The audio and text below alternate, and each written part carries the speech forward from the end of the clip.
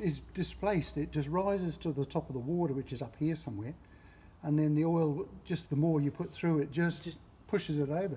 It's not high pressure or anything of the sort, but... Can you give it another couple of squirts? Yeah.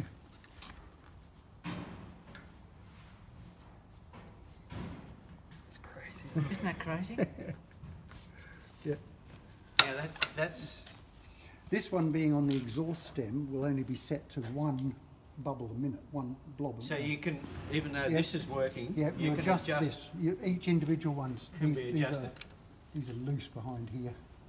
Believe it or not, they're tight there. But yeah, whereas the big end is going to probably have about 11 or 12 drops a minute. Okay.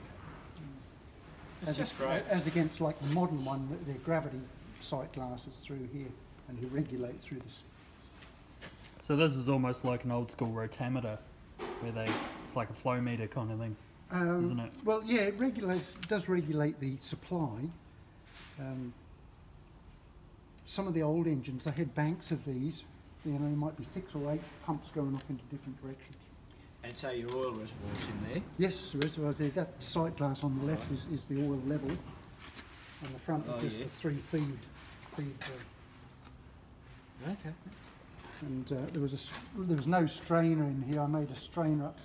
I picked up a gauze online, which was like out of a pump or something of the sort. Oh, yeah. It was just a spot on diameter, and I soldered brass rings on each end to make a strainer for it.